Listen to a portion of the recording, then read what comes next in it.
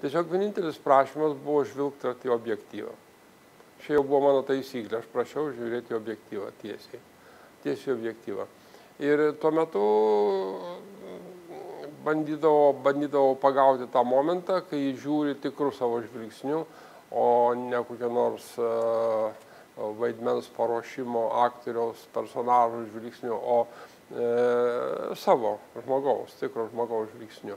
Ir kai kurios yra truputį pozuotas galbūt, sakyčiau, bet aš to nebijojau, nes man nesvarbu buvo, kad tai yra pozuota, kad tai yra poza tam tikra. Tiesiog nuotaika man atrodė, kad to žmogaus aura jau ten yra ir pakanka to.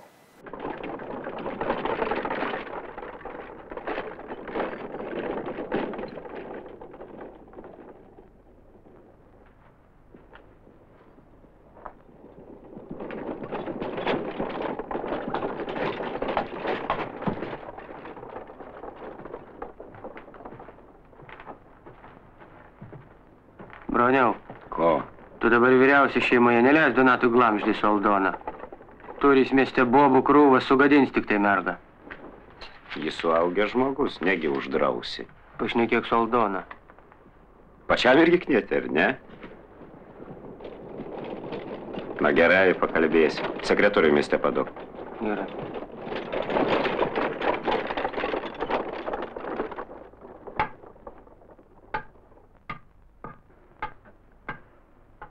Motiejau, pasisaugok. Nedurnavok tu ten mieste. Žinau, aš tas šilkinės panas visokius. Jos ten už rublį viską atiduos.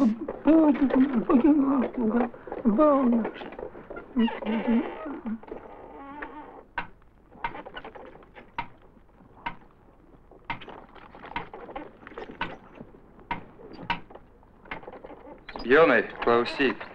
Nueisi į mokyklą ir pasakysi, kad aš negaliu ateiti. Gink Dieve, be fantazijų, gerai? Nieko baisaus jiem nepasakok, negąsdink jų. Be to įspėk vedėją, kad aš negavau. Aš truputį mėgdavau kartais ir gerai nuotaikoje būdamas paišdykauti aikštelėje. Faktiškai aš niekada nefotografavau, kai buvo bloga nuotaika. Pas mane visada buvo gera nuotaika fotografuojant ir iš esmės aš vaikščiojau po aikštelę, dairydamasis į šonus, kas kur ką veikia ir kuo užsiima ir iš esmės bandydavau tam tikrus momentus užfiksuoti. Bet jeigu būdavo jau toks, kaip sakyti, žaismingumo elementas didesnis ir personažai ir mano rankose, tai tą dalyką pasistengdavau paryškinti. Aš turėjau visą seriją šaržų, tokių specialiai darydamas, prieinu labai arti ir kadangi objektyvas kreipdavo, tai darydavau tokius šaržus, bet vieni būdavo daugmaž pavykdavo labiau, kiti mažiau.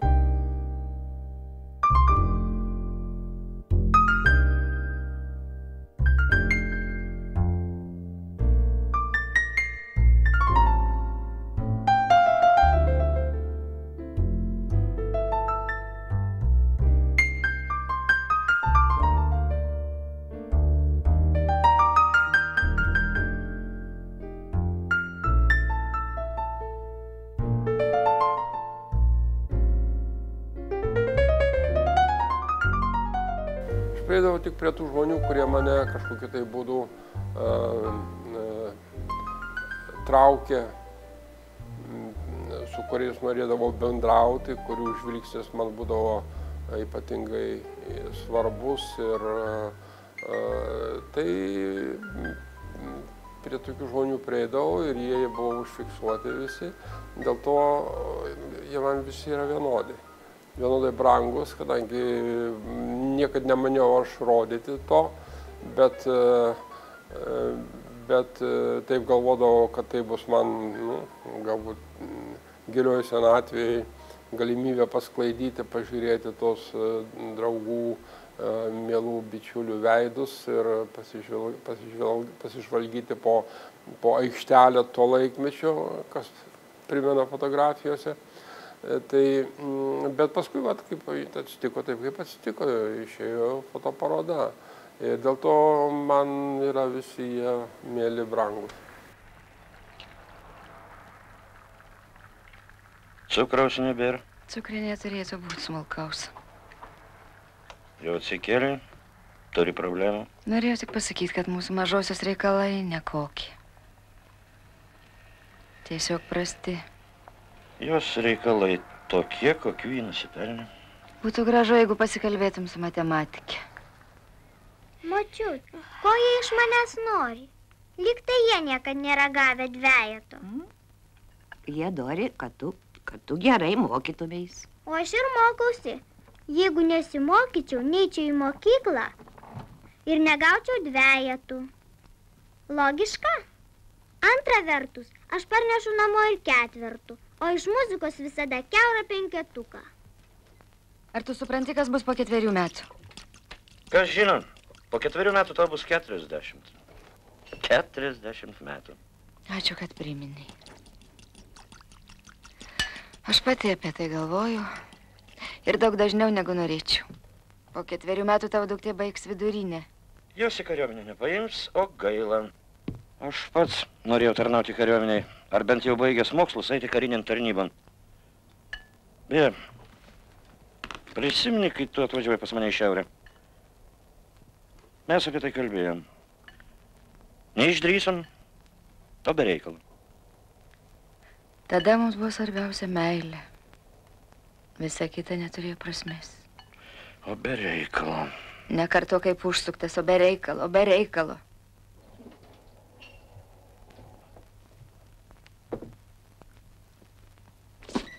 Kad pamatyčiau tave ir kad galėčiau tau ištarti žodį mylimas, aš sėdau į plackartinį vagoną ir nubildėjau 2000 kilometrų į šiaurę, kur amžina buvo naktis ir žodžiai stingdavo lūpose varvekliais. Dabar taip nepadarytum? Dabar? Dabar ne. Anais laikais žmonės neturėjo kitokių pramogų išskyrus kiną ir teatrą. Tai buvo 2 pramogos. Arba teatras, arba kinas.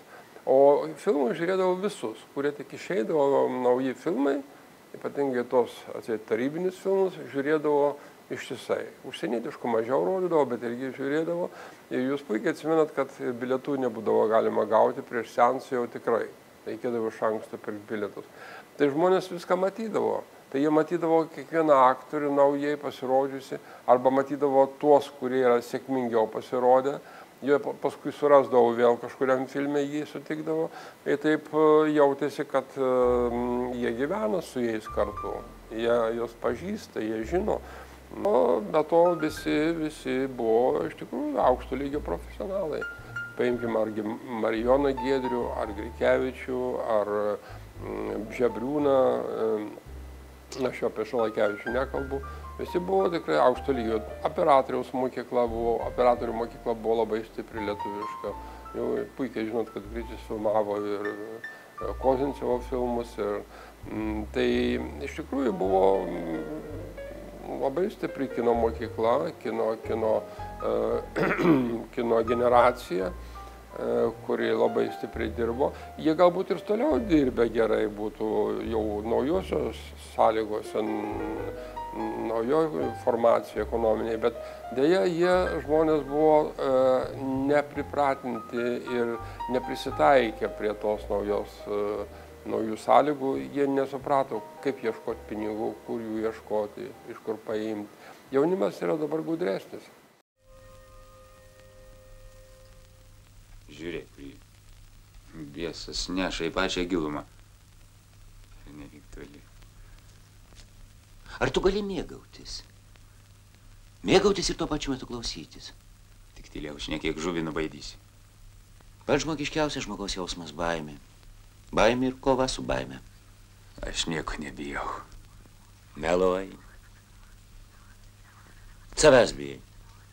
Bijai Marijos. Neištikimybės bijai. Ji guli ten nuoga ir tu bijai. Mirties bijai. Senatvės. Negarbės vargo. Ligos bijai, ar ne? Klausau tavęs, tik tu nešau. Aš kalbu apie idėją skulptūrai. Žmogaus tinkle. Tinklas traukia žmogų, nori atplėšti nuo žemės.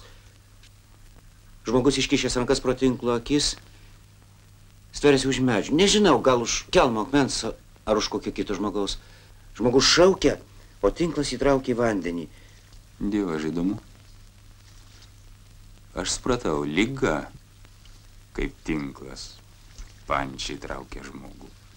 Peizažą pabandyti ir galbūt ir tą patį portretą pratęsti, galbūt truputį kitokių rakursų.